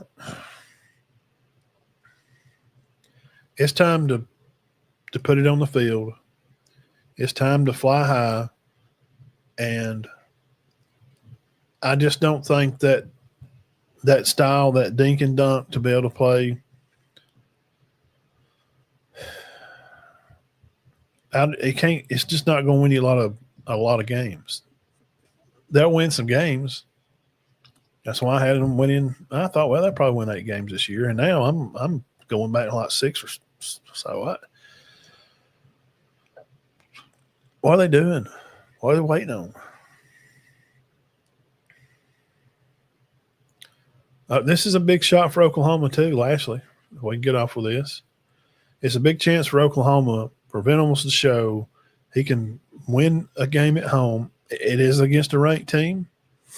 No matter whatever you want to say, however you want to cut it.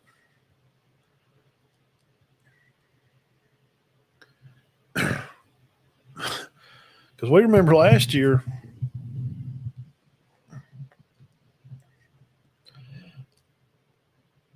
Venables was on the hot seat, remember? There was people talking about him, is he going to be able to hang around? Can he win these games? And beating Alabama helps. It don't matter if you think Bama's down or not, just beating them can help seal a coach to stay another year. And they kind of redid the offensive line. The offensive coach got in there and got his hands dirty, and looks like they figured it out. They got him a good quarterback. He's nearly leading the team in rushing, and he can throw the ball. So if you're going to kind of go with a better quarterback, you kind of side with OU, with Mateer. You just think he can spin the ball a little better, right? I think he can. I think anybody would probably agree with that. He spins the ball a little better.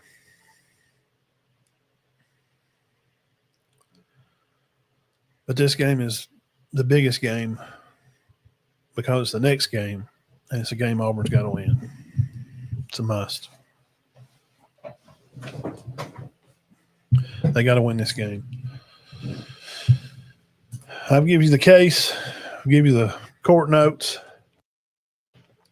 You have to make a decision on your own to how you think this will work out for either team. Hit some scores over there in the comments. Who do you think's going to win this game? Auburn's got some guys coming back.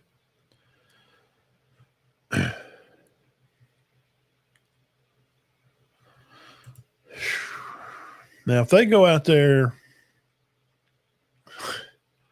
it's like a 34-10 type game, and Oklahoma beats them like that. Is that going to be enough for the boosters? They're going to just say, that's enough. We got to do something different. But where do you go? It's $20 million, not a lot. And I don't even know if it's that much now. I don't know if his buyout continues to stay at that number, or because they do it based off time coached and stuff. So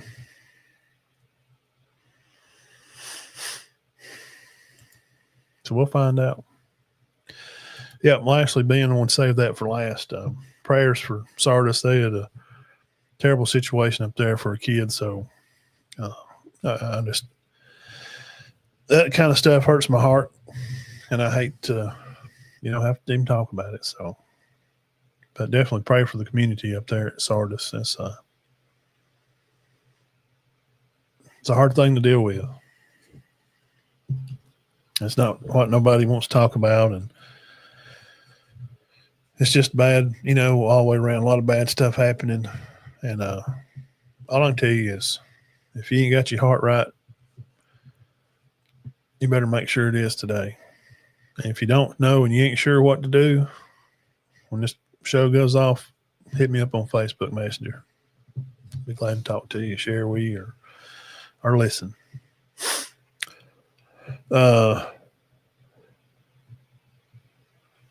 Yeah, it really is the most doable buyout for football. It is big time, man. But who do you go get? Man, you just start from like Virginia Tech. What are they gonna do? UCLA, they might as well let Nico's dad be the coach, because he obviously went out there and made a daggone mess.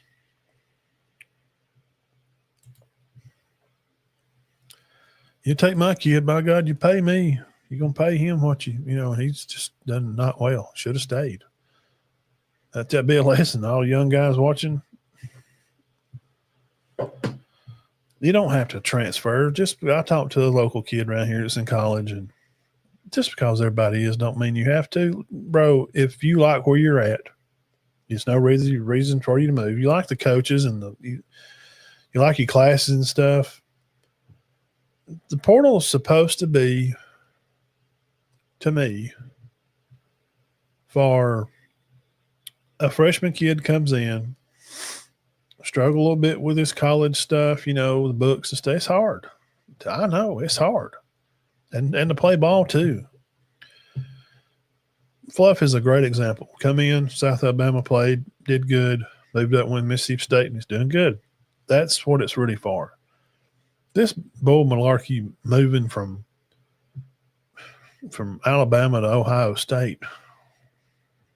Why? You're just chasing. So, originally I kind of liked it. Shut up. You didn't. You're going up there because they enticed you with something. That shouldn't be allowed. That's what we need to stop. That's what needs to change. The portal's what's changed the game. It's not money. Kids have always got paid.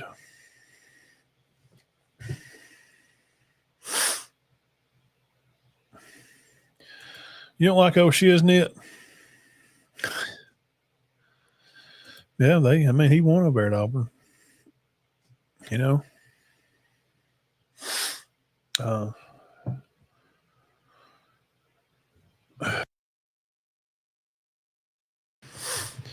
All right, guys, that'll wrap it up for tonight. Locker Room Sports Talk. Gosh, man, we always have a good Big Talk Tuesday. We talked about a lot of football games. We laid out the case for Auburn, how they can win the game, going through the injuries. I think I've done a good job. I guess I have. If you think I have laid it out for you and give you something good to go by, hit that old thumbs up over there. Like the show. It helps the video. I'd appreciate it. Come back Thursday night, and we'll do some high school football. There's some pretty good games going in the area. We'll get on our list here, and we'll go through top games around here. We'll go through the games here, of course. Who's where and who's what. And we'll take a dabble around the state. I appreciate it. Yeah, it's just real talk. It's locker room sports. Thank you, Zach. It's better than ESPN, he said. ESPN is it's not even what it used to be, man. Who watches Sports Center anymore, honestly? I mean, let's just be honest. We're not really watching Sports Center anymore. Back in the day, when the Chris, what's his name, and the white guy with the puffy kind of bald hair, and then what's the name, the black guy that wore the glasses and stuff. They were great. The show was exciting. They get up there and talk, and they went through games, and they'd show, replays of games and, break down 5-6 games. And they've just, in the past 10 years or so, it's just, they want to have opinions on the goings-ons of things outside of sports, like, political stuff. And I don't talk politics on here. That's why I think people tuned out from there. I want everybody to watch. I don't care what you believe, what your religious takes are, or your takes on whatever it is going on outside of sports. I want people to watch, because I give an opinion, but I show where my opinion come from. I just had a page of notes over here from, how can Auburn win? And players is coming back, has come off injury, and then have a detailed ending of what they need to do to win versus this opponent. And that's kind of what ESPN was. And it just got to be a big circus thing if you want to fuss about something, football's worth fussing over. I'm not fussing over other stuff, because in the end, ain't none of it gonna matter. I mean, I'm not judge, jury, and executioner. That ain't my job here. And in sports, should be a place you could come to a locker room and just sit around in a circle and just trying to find this other, just straight up sit in a circle like this picture is. Just like that. And it's a locker room. We're just sitting around talking ball. You don't have to bring in opinions about stuff that's going on in the outside, because we don't care. I don't care what your take is or what your personal life is with this person. That's not what we're here to do. Now, I do have my own personal channel. If you're interested in that, you can go find it. I think you can type in Big Matt Podcast Project 77, or it'll come up. And I have stuff I do over there personally. But this is, what happened to just fun takes and showing replays. Now I can't even hardly show a replay without your getting a strike from YouTube and your page coming down. You can't even do that. So you just talk about the games, and you have comment sections over here. This is your gallery, and we couldn't talk to who's the guy, Dan Orlarski, or what was that Chris guy's name? I'm trying to think. No, the black guy that was on there for years, and he's been dead for a while. He had like an eye condition of some kind. He wound up wearing glasses a lot, and they were great. They were easy to watch. And now this stuff, Pat McAfee's popular now. He's exciting. He gets there and talks fast, and he's got a lot of guests on, and he tries to hit demographics from all different people. Make it fun. That's why we do this. Click on comments, giving up good stuff. Call Paul. Make like subscribers. Subscribe to Locker Room Sports. I've thought about having I've never thought about doing on Tuesday, Big Talk Tuesday, have a call-in line. I've looked into doing that, and I think you got to pay for a 1-800 number or something. 1-800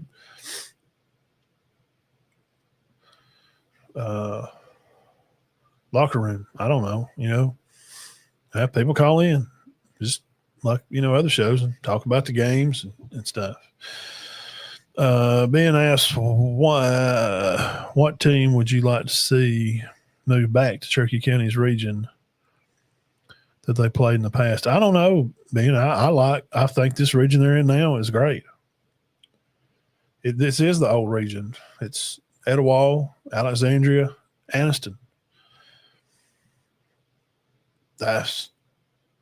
Those other regions haven't getting Anniston in here because they had to move it around. Lost those teams for a while. That Alexandria and Cherokee County matchup, Etowah, White Plains, Anniston, those, I think that's the best region in 4A North. One of those teams will represent the North and 4A. That's just my humble opinion. One of those teams. I don't. They're probably going to mess it around again, and because they had Anniston, they had Center they were in the South region, remember, for a little while, and then they put Anniston down there, and they've had to put Cherokee County back up here, and they kept missing each other. That Anniston Cherokee County game, man, I'm telling you, for the next couple of years, Alexandria, that one of those three teams those are good football teams. And when one of them's going to be catching on a down and the other one you're going to catch it on a up, then it'll be their turn.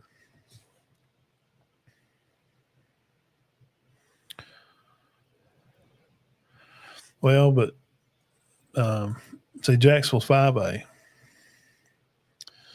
And they reclassified. They moved up.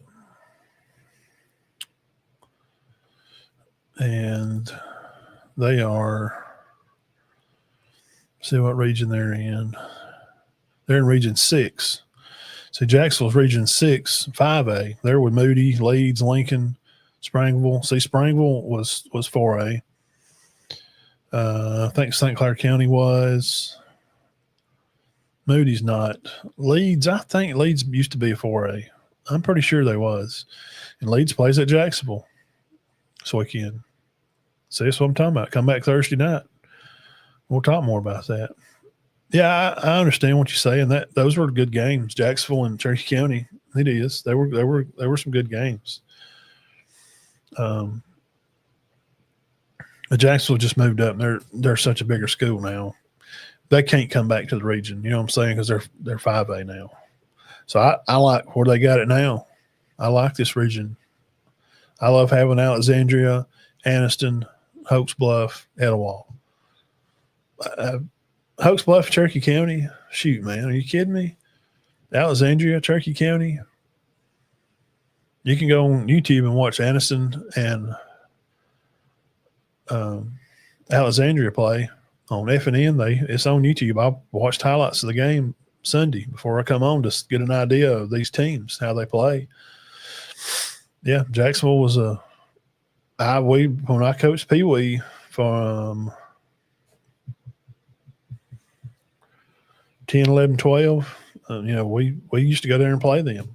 We go to Jacksonville and play. So when the guys from Cherokee County like Slade and those guys and Nigerius Diamond, Nas, went to West Alabama, and those, that group of guys, they played for me and Hurley and Bubba Pruitt and Kilgrove. My son played and Ethan played, and Brad Hunter's boy, Isaac, he played with us. And we used to go to Jacksonville. We had to go to Southside and play. Southside was a good game. But those old Hoax Bluff, Cherokee County, Alexandria, Cherokee County back in the 90s, when Matt Campbell run the ball up there, those are great matchups. I like the region there, how they got it now, and I'm afraid they're gonna screw it up. They're gonna mess it up again.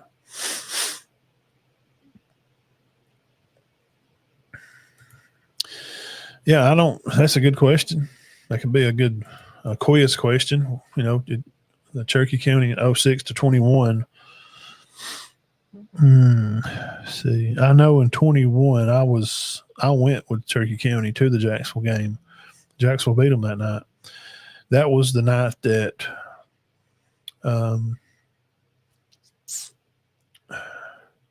Damien was playing Ramsey, and he had turned his ankle or something earlier in the game, and then a little young guy, super freshman, that later become All-State, led the team in tackles for loss and run the ball a lot, and had to have over 1,500 yards rushing. It was Tay Diamond. He was our player of the week a couple of times. Tay come in and played that night. He couldn't have been 14 or so. And he come in and played that night against Jacksonville. And I thought, of course I know him. They played Pee Wee because I know Tristan and all that group, and Cornejo, and he come in and played that night, and I thought, man, he done a good job. We knew then, like, you could tell, like, okay, he's gonna be all right. And of course he turned out to do great. Come in the next 3 years and played and was in the backfield more than the halfbacks sometimes. Those are good games. White Plains has never beat Cherokee County in football. Cherokee County leads the series. Yeah, White Plains. Yeah, they hadn't ever. But see, they got Coach Smith's over there now, so they play out here Friday. And he's a coach. He was the coach. I may be wrong. I think he was the coach over there at Jacksonville during some of these years, just 06 to 21. He was coach out there at Jacksonville. So he went somewhere else for a little while. Now he's at White Plains, or he was somewhere else, then Jacksonville, then White. I can't remember his. He's been to 3 places that I know. He's been good wherever he's been.